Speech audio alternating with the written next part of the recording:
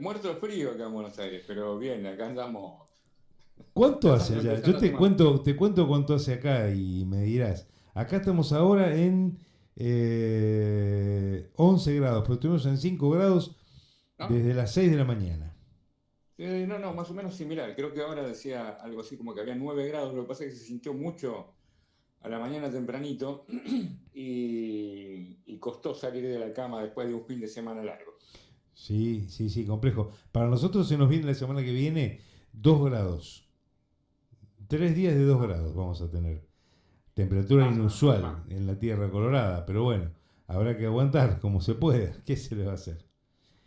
No, y vos sabés que, y de paso arrancamos por acá, porque estaba leyendo los informes que nos van llegando al inicio de la semana, y hay un informe de la Universidad Nacional del Nordeste y la Universidad Federal de Santa María de Brasil, que están siguiendo con mucha atención los cambios climáticos que van a venir ahora con el efecto del Niño. Claro. Y para nuestra región, mucho cambio de temperatura, pero que va a ir de un extremo al otro con mucha facilidad. Y después dice la universidad, estas dos universidades, que hay que tener mucho cuidado por fuertes lluvias para todo Sí, sí, nuestro sí. nordeste principalmente y el centro del país, incluido Buenos Aires, e inundaciones. Así que, bueno, supongo que a estar atentos en un escenario complejo, ¿no? Dado que el gobierno nacional se desentiende de este tipo de emergencias climáticas.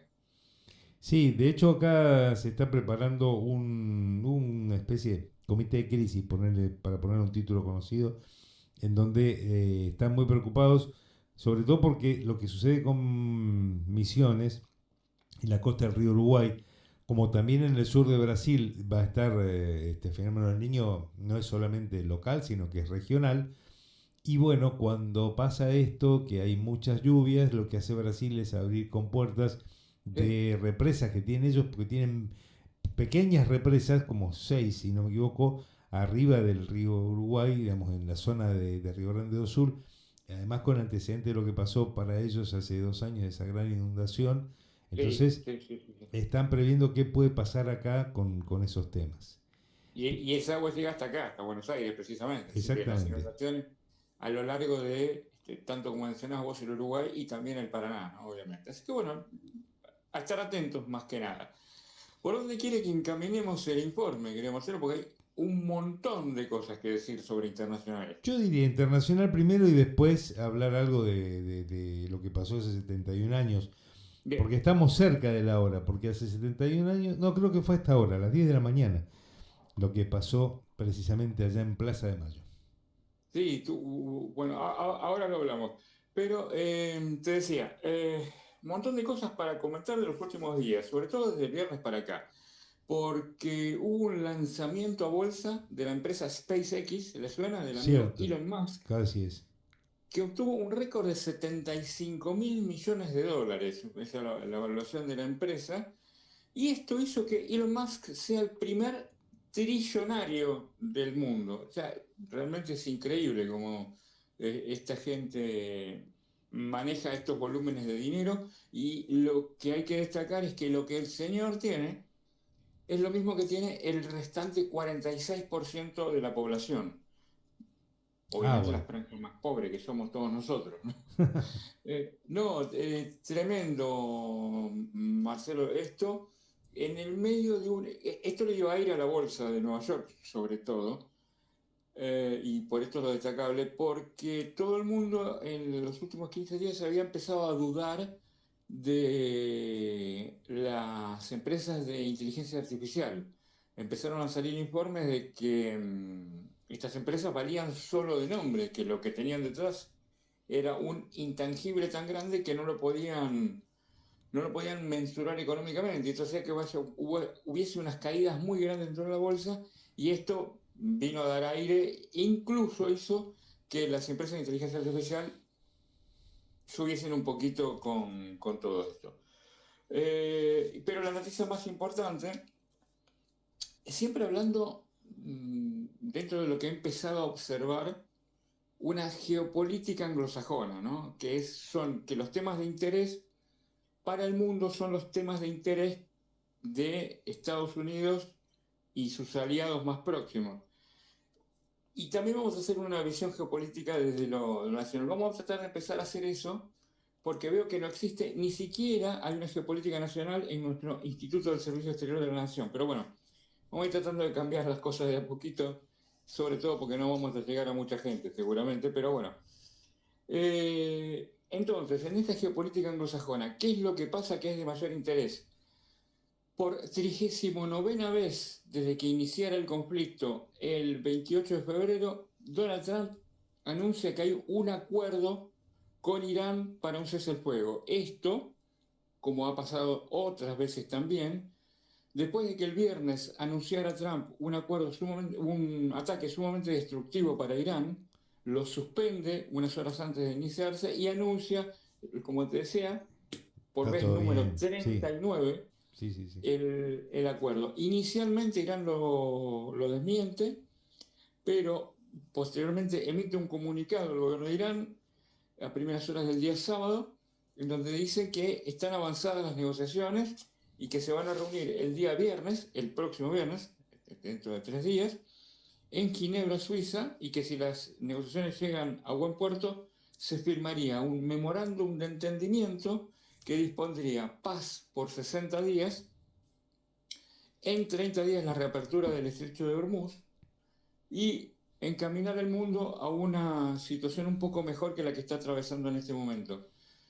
Las consecuencias iniciales serán económicas, obviamente aumento del precio del petróleo y con ello aumento de los combustibles y de Mm. incremento de los precios en general, tanto en Europa como en Estados Unidos y en otros países. Vietnam, Japón tenían racionamiento de la nafta, o sea que imagínense el cambio que daría una situación de paz. De todas maneras, no se puede usar rápidamente el estrecho de Hormuz porque está minado, o sea que hay que hacer un proceso de desminado. Y ahora, en la reunión que se está produciendo en este momento del G7, que es el grupo que nuclea a Alemania, Canadá, Estados Unidos, Francia, Italia, Japón y Reino Unido, son los países teóricamente más poderosos del mundo, sin incluir a Rusia y China, y no olvidarse de algunos otros seguramente, están diciendo que Europa va a colaborar para esas acciones, como por ejemplo el desminado.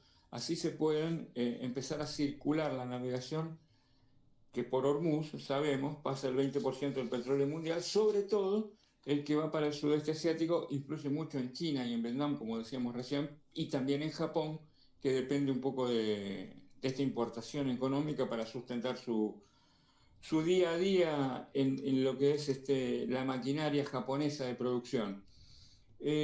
Destaco que esta reunión, que es muy importante, el G7, invitó el presidente de Francia, que es el anfitrión, porque esta reunión se celebra acá en Evian, en Francia, invitó a ciertos países que considera más relevantes, con líderes más importantes en el mundo. ¿Esto qué le diría a usted? Si usted lee los diarios de acá, de Argentina, y lo ve a Majul, ¿qué presidente tendría que estar en la reunión del G7 invitado por Macron? Y estaba Milei, me imagino. No.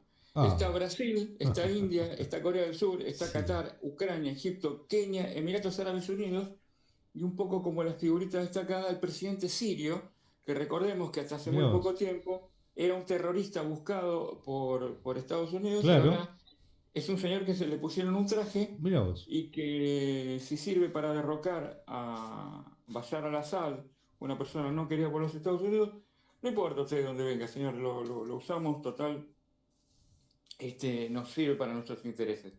Así que nuestra Argentina me sorprendió,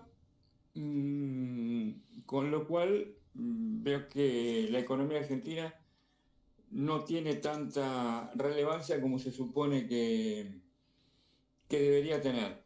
Sabés que es un muy Eh, buen dato ese, porque sostiene que la economía argentina sirve solo para un grupo pequeño de algunos amigos de determinados grupos poderosos de Estados Unidos y los poderosos de Argentina y nada más, porque no está viniendo nadie más. No están viniendo no, inversiones, no está, son algunos extractivistas y ni siquiera vos podés llegar a decir que les interesa meter guita acá en Argentina, pero bueno, no es menor ese dato, Daniel. ¿Eh? No, para nada es menor y un poco que pareciera ser que los intereses argentinos están representados directamente por los Estados Unidos. Claro. No quiero dejar de darte la vuelta en estos pequeños comentarios que estamos haciendo sobre la supuesta paz en el estrecho de Hormuz. Este, decimos supuesta, yo creo que hay muchos periodistas están eufóricos. La bolsa de comercio las bolsas de Europa y Estados Unidos están encantadas con este anuncio, le creen a Trump, pero si vos lees a los principales analistas Ujú. que hacen política, geopolítica y economía, eh, destacan precisamente esto. Escúchame, van casi 40 veces que nos dice que va a haber este acuerdo. No le creemos hasta que veamos que esté firmado. Y aún si está firmado, nosotros le diríamos a Irán que desconfíe, Claro. eh, porque, pero lo dicen analistas norteamericanos, Marcelo, es Ah, increíble esto. Porque sobre todo hay una persona que no está muy conforme, que es Benjamin Netanyahu, que a ujú. él le cambia todo y según lo que dejaron trascender algunos medios, como había salido el New York Times este fin de semana, Trump lo que le dijo es que iba a hacer esto, y voy a llevarlo adelante, con él o sin él, que Netanyahu le pide a su gobierno un indulto, ¿sí? Y que se vaya a la casa y que ponga un nuevo candidato. Así están las cosas, veremos ¿Y qué es lo por que qué este sucede. cambio tan importante y tan brusco? Bueno, vamos a repetir un poco lo que dicen los analistas. Estados Unidos sufrió una humillación. Ellos suponían que iban a atacar Irán e iban a obtener los mismos resultados que en el ataque a Venezuela, que fue una guerra de 3 horas en donde ingresaron, mataron a los defensores, se llevaron al presidente y a su esposa y se terminó el asunto. Tomó Estados Unidos, nos duela o no, el control de Venezuela, el control de sus intereses económicos y le resultó un negocio redondo. Dicho sea de paso, un analista cubano de inteligencia hace una semana más o menos dijo en la televisión panameña que los 30 y pico de soldados muertos de Cuba fueron muertos por soldados venezolanos. Entonces, es como que entregaron la plaza, digamos. No solo entregaron al presidente, sino que lo entregaron el lugar para que los Estados Unidos opere. Sí, sí, sí. Sí, 50 millones de dólares, dijo este cubano que salió la operación y bueno, lamentablemente pasó lo que pasó. Te decía, no resultó. Irán estaba preparado, porque durante los últimos 20 años se preparó para recibir este tipo de conflictos. eh, Contraatacó sobre todo en el territorio israelí, pero que creo lo que inclina la balanza, Marcelo, es que las más de 15 bases norteamericanas en la región sufrieron destrucción en mayor o menor medida, pero que sí dejaron no operativos los ojos y los oídos de los Estados Unidos, porque se destruyeron radares, se Claro. destruyeron pistas de despegue de los bombarderos, se destruyeron en tierra aviones de los Estados Unidos. La respuesta de Irán creo que nunca estuvo calculada, sobre todo en el liderazgo político de los Estados Unidos. Digamos, al presidente Trump y vicepresidente Vance, que son un poco los que lideraron esto. Y yo creo que esta humillación, esta derrota, ellos estaban tratando de ver cómo hacían para salir. Obviamente Irán sufrió un castigo muy importante, lo hemos visto, sobre todo las muertes de la población civil, que creo es lo que más duele. Ayer en el Porque, partido debut de Irán en el Mundial, en un momento, no sé si en un gol creo, se levantaron 6 espectadores y desplegaron, cada uno tenía una banderita y pusieron el nombre de la escuela donde asesinaron a todas las ajá, nenas. sí, sí, sí, sí, sí, sí, sí, sí, ahí vi las fotos esta mañana también, realmente un hecho donde bombardearon inicialmente y cuando llegaron las fuerzas de rescate volvieron a bombardear. Sí. Los Estados Unidos ya está determinado y uno de los pilotos derribados posteriormente en el conflicto bélico fue el responsable de este ataque. Y lo que te decía, Marcelo, ellos no contaban con esta enorme respuesta de Irán que le hizo frente. Militarmente, puedes decir ganaron, perdieron, empataron, lo que vos analices, va a ser cierto, obviamente. Sí. Pero sí, la firmeza en resistir, creo que es lo que más dañó a Estados Unidos. Y tenían que salir de ahí, aunque tuvieran que decepcionar a su principal aliado, que es Israel. Y tenía que salir principalmente porque estamos en el mes 6. En el mes 11, en noviembre, hay elecciones. Y no le va a ir bien al presidente de los Estados Unidos, eh, porque lo estuvimos viendo, sus candidatos, o sea, los que él apoyaba, por ejemplo, en Iowa, este fin de semana hubo internas para ver quién era el candidato, y los candidatos de Trump están perdiendo dentro del Partido Republicano. Dentro del republicano, sí. Algo que no era imaginable unos meses atrás. Así que, bueno, están surgiendo nuevos liderazgos del Partido Republicano. Hay dentro del Congreso algunos movimientos que los iremos analizando con el tiempo para no perder tanto tiempo ahora. Lo que sí te quiero decir, el secretario de Guerra, Pete Hegseth, el sábado dio una conferencia de prensa donde estaban los principales cronistas de la Casa Blanca. Generalmente los cronistas en la Casa de Gobierno de los Estados Unidos son periodistas muy formados, y que tienen mucho prestigio y que ocupan sus propios espacios de televisión. No es como acá que mandan a un periodista que se especializa, pero que los analistas son los que están en el canal.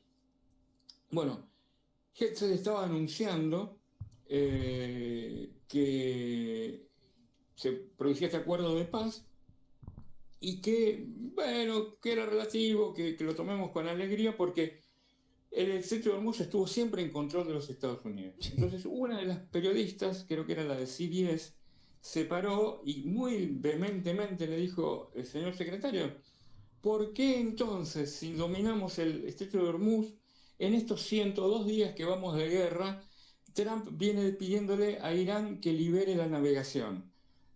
Y ahí, como dicen los chicos ahora, lo bujeó, se quedó alquilado el secretario de Defensa y, como siempre, salió alguien a decir no más preguntas porque Claro. realmente no tenía la respuesta. Lo salvaron rápidamente. Sonó la campana, digamos. Algo parecido a eso. Sí, sí. Igual el tema es qué pasará con Israel, porque ciertamente Israel se hace poderoso por la espalda que le otorga Estados Unidos. Y Claro. será por eso que tan estrechamente unidos están Javier Milei y el gobierno del Estado de Israel, Milei y Netanyahu. ¿Serán viudas en algún momento? ¿Serán las viudas de Trump de acá a algunos meses o en el mes de noviembre? El Mundial termina en julio, después Sí. queda agosto, septiembre, octubre y llega a las elecciones de noviembre en Estados Que ya Unidos. iremos viendo los perfiles, Marcelo, qué es lo que pasa. Yo creo que también es muy importante para América Latina la elección Sí, sí, sí. en los Estados Unidos. No por el hecho de que los demócratas cambien algo en las políticas, pero sí que para que esta voracidad de Trump, y sobre todo la influencia que tiene en los procesos electorales, ¿no?, de nuestros países, se terminen. Así que bueno, lo iremos viendo y analizando. Y antes de irnos de la parte internacional, quiero dejar un pequeño homenaje a un chico que yo de costado veía acá en casa, porque mis hijos lo veían a Gaspi, que es este muchachito que hacía YouTube y que tuvo un lamentable accidente en Río de Janeiro, donde chocaron dos helicópteros. Y uno de los que murió fue este notable youtuber argentino, 23 años. No deja de ser un dolor grande perder un jovencito tan convocante, con mucha chispa y sobre todo tan joven, ¿no? Sí, sí. Así que bueno, un poco el homenaje. Se está investigando qué es lo que pasa.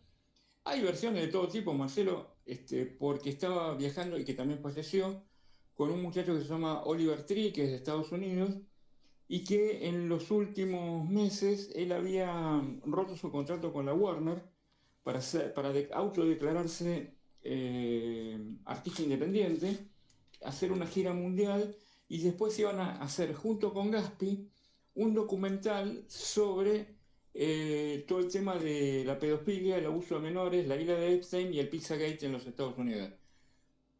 Es llamativo, pero por las imágenes se ve que fue un accidente. Ahora, bueno, no dejamos de mencionarlo porque es lo que se comenta en redes. Absolutamente. Y aparte es un tema que podría ser similar al del helicóptero de Carlitos Menem Jr., tal vez, no sé. Y tuvimos muchos accidentes con helicóptero. Hace unos días hablábamos del Que que cayó en choquen el dos campo argentino. helicópteros, eso es lo raro. Sí, sí, sí. Que choquen dos Sí, sí. helicópteros, pero bueno. Veremos qué es lo que dan las investigaciones, porque evidentemente van a trabajar sobre el tema. Sí, veremos qué es lo que hagan las investigaciones y bueno, estaremos atentos todos acá a qué es lo que sucede. Igual el daño ya es irreparable, una vida Sí, humana sí, sí, sí. lamentablemente no puede recomponerse. Así que bueno, aquí estaremos para ver qué es lo que sucede. Marcelo, y atentos a lo que pase hoy en el mundo, y sobre todo esperando la reunión del día viernes entre Irán y Estados Unidos. Y como vos me mencionabas antes de salir al aire, importante papel de Pakistán Mm. en este acuerdo de paz, teórico acuerdo de paz, por el momento memorándum de entendimiento entre Estados Unidos e Irán, y dos países, como te decía, Pakistán y Omán son los que más se esfuerzan, son vecinos de la región y son principales interesados porque también su economía depende del tránsito por Hormuz. O sea, totalmente. Pero el valor es que realmente se esfuerzan por la paz, ¿no? ¿Sabes lo que me llama la atención? Vos dijiste recién memorándum de entendimiento con Irán. ¿Esa no Sí, es una de las causas que tiene pendiente Cristina Fernández de Kirchner? tal Es decir, cual. hay memorándum bueno y hay memorándum malo. ¿Cómo es la historia? ¿Cómo lo Bueno, cuentan ahora? pero sobre todo el de Argentina es mucho más completo porque pasó por el Congreso. Sí. El Congreso de los Estados Unidos le había retirado el poder a Trump de los ataques y sin embargo él lo seguía haciendo, violando la normativa interna de los Estados Unidos.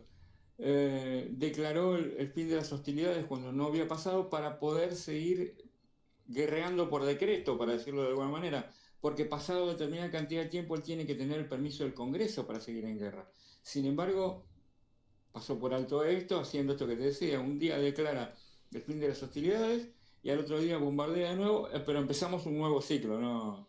Y bueno, la pasada el fin de semana fue el festejo de cumpleaños de Donald Trump, no sé si tuvieron la fortuna de ver algo, 80 años cumplió el presidente de los Estados Unidos, y lo celebró en los jardines de la Casa Blanca con una serie de peleas de lucha libre o de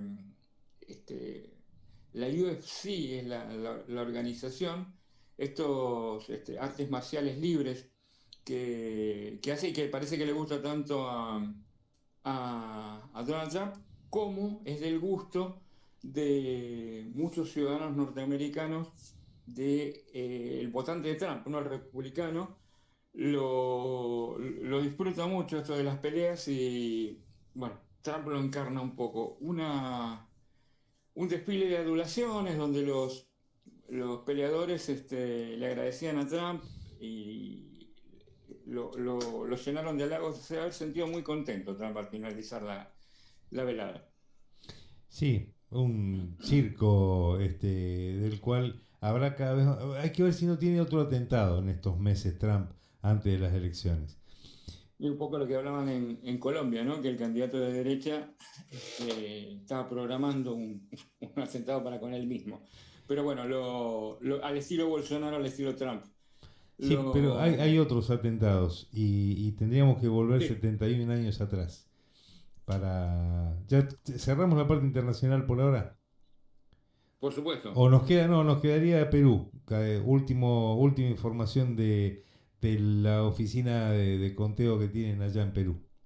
La OMPE, la Oficina Nacional de Procesos Electorales, dice que solo queda un 0,92% por contar, Mm, 18.000 votos ahora de ventaja para Keiko Fujimori claro. y unas 1.300 actas que empiezan a contabilizar ahora, que son las impugnadas, y es lo que va a determinar el número final.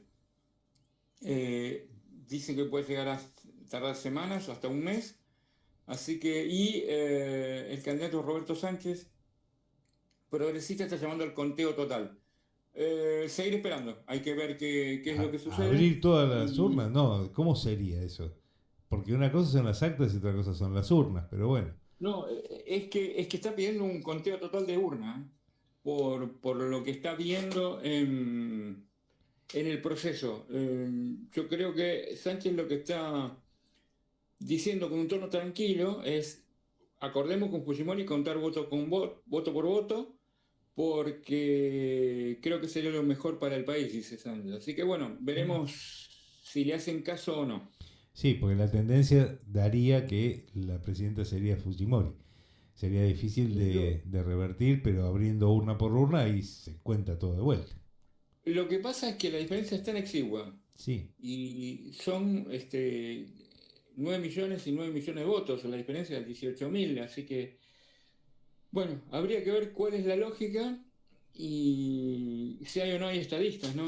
Entre los candidatos, veremos. exactamente.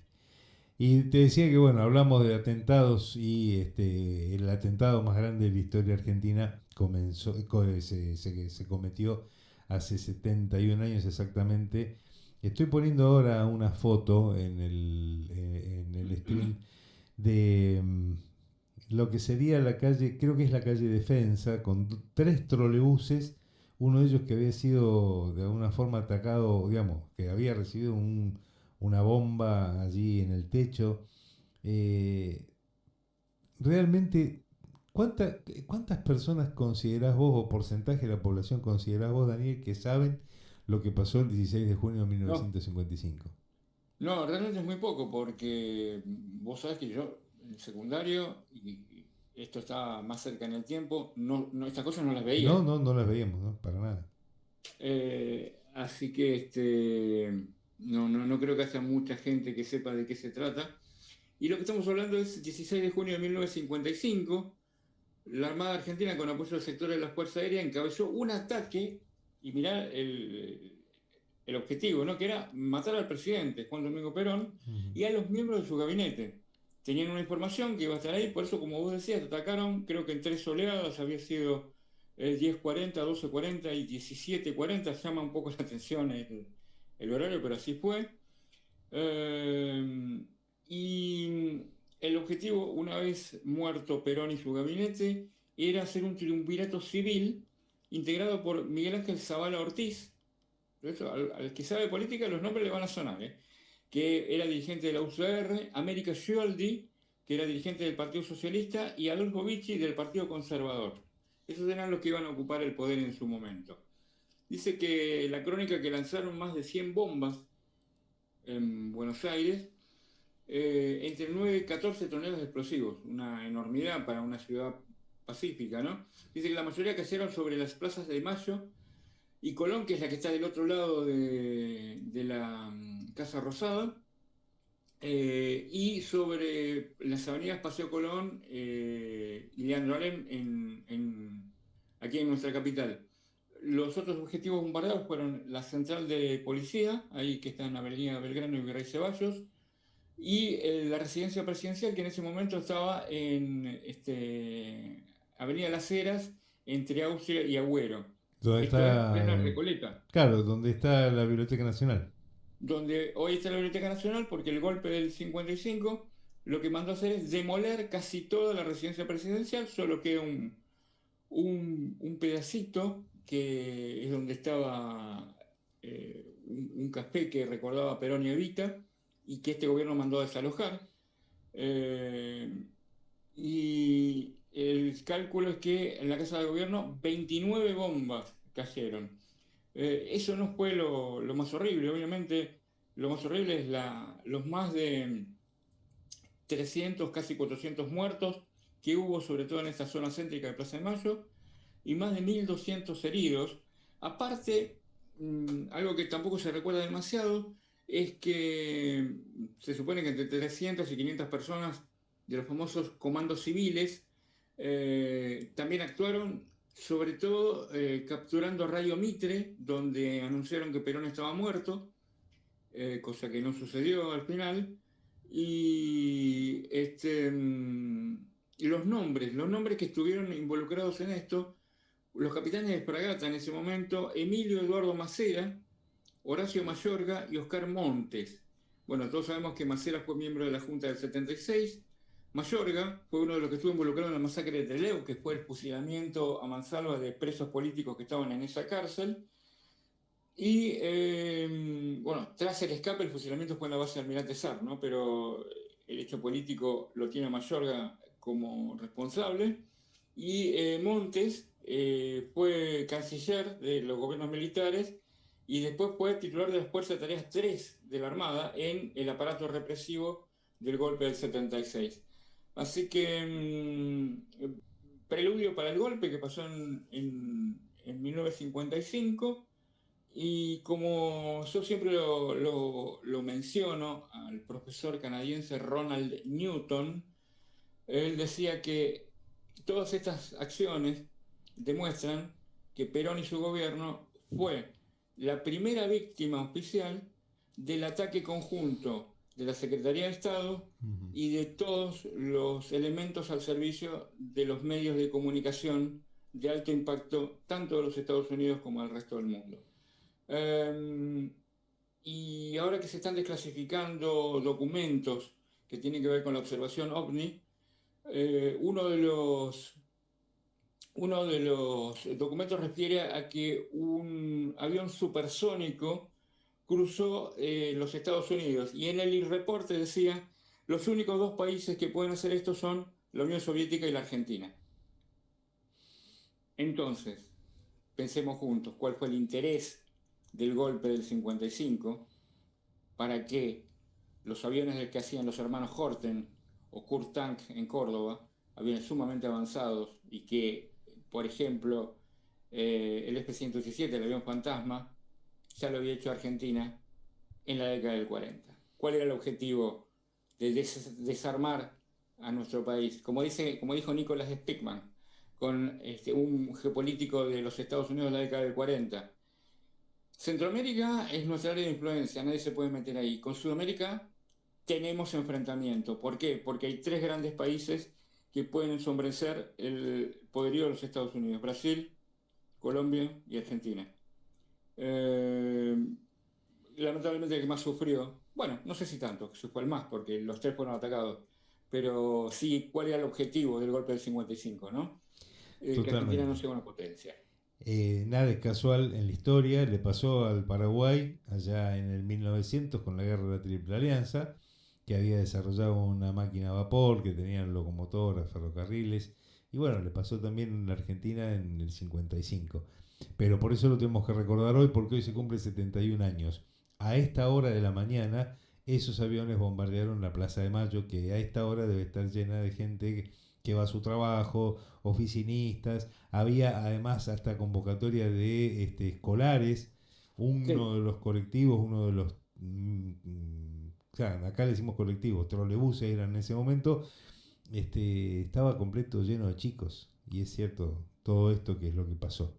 Vale la pena siempre hacerse un ratito para contar desde dónde aparece esto, desde dónde se construye el odio y cómo podés llegar a un momento como el que tenemos ahora en Latinoamérica, en donde hay sociedades absolutamente divididas, tanto en Colombia como en Perú, pues mitad y mitad, no es que estamos hablando de grandes diferencias. Y acá lo que puede llegar a pasar el año que viene nuevamente es que se disputen dos sectores de la derecha la posibilidad de llegar a una segunda vuelta con, si se reordena de alguna forma el peronismo o algún movimiento nacional, y siempre sigue pasando lamentablemente lo mismo, porque la presión que ejercen esas otras fuerzas, que son las fuerzas vinculadas con los medios de comunicación, con la justicia y demás, son los que terminan jugándole a favor del hermano mayor que está allá arriba en el norte. Y como todas estas cosas, como dijiste al principio de la charla, son olvidadas prolijamente. Y bueno, nos queda a algunos pocos tratar de rescatarlo, ¿no? Me imagino que lo de nuestros aviones de alta gama, por decirlo de alguna manera, tampoco es algo que se sepa mucho. Y que cuánta gente ha venido a la Argentina a colaborar para el crecimiento de nuestro país. Y trabajadores no peronistas como Enrique Martínez Gaviola, por ejemplo, otro nombre que seguramente no lo tengamos todos, era discípulo de Einstein. Trabajaba en Argentina con física y con matemática, y él cuando inicia la guerra, la Segunda Guerra Mundial, lo que se encargó fue de a los matemáticos, físicos, químicos, bioquímicos que conocía en Europa y que corrían peligro, muchos por ser judíos, los trajo a la Argentina a trabajar e hizo una base científica tan interesante que la Argentina podía hacer este tipo de cosas. Obviamente nadie lo dice, muchos porque ni siquiera lo saben y Sí, otros porque lo esconden. claro. Y sí dicen que Perón trajo todos los nazis acá. Y bueno, es Ah, jugar, es bueno, jugar con la verdad. ahí tenés, volvemos al profesor Newton, un profesor canadiense que estaba convencido que Argentina no era un país nazi bueno, tuvimos la fortuna de conocerlo en los 90 y entrevistarlo. Él trabajaba en la CEANA, que es el Centro de Investigación de las Actividades Nazis en Argentina, y él constató que hubo 21 nazis confirmados por la justicia argentina con presencia en el país, muchos de paso, como Mengele, por ejemplo, y en cambio Reino Unido se llevó a 7.700 a trabajar con ellos, Estados Unidos a 7.000, y hay un número no descifrado todavía que se llevó a la Unión Soviética, entre esos al jefe de la Gestapo, que les enseñó las técnicas que tenían ellos de interrogación, que más vale no mencionarlas. Ni hablar de los 54.000 hombres que se unieron al ejército francés, alemanes nazis que se unieron al ejército francés, y ya vimos lo que hizo Francia en Vietnam y en Argelia. Táctica de tortura de Argelia que después vino a la Argentina. Así que bueno, creo que hicimos todo un panorama y como siempre decimos, tratamos de pensar, tratamos de ser un poquito mejores todos los días y de reconocer algo. La Argentina es un gran país, no es lo que algunos dicen que es. Para cerrar entonces, démosle un recuerdo a Tati Almeida, que se fue ayer y que está ahora reunida y abrazada seguramente con su hijo. Me has conmovido, querido Marcelo. Sí, un enorme recuerdo a una luchadora incansable y a un ejemplo para todos los argentinos. Dani, un abrazo, muchísimas gracias. Seguimos en contacto, tengo que ponernos a terminar todo para el jueves a la noche, porque se viene un nuevo Agenda 3 y ahí estás presente como siempre. El cariño de siempre, y sí señor, acá estamos trabajando para que podamos informar más y mejor a nuestra querida audiencia. Nos vemos cuando la noticia se lo requiera. Muchísimas gracias. Daniel Barrios con nosotros.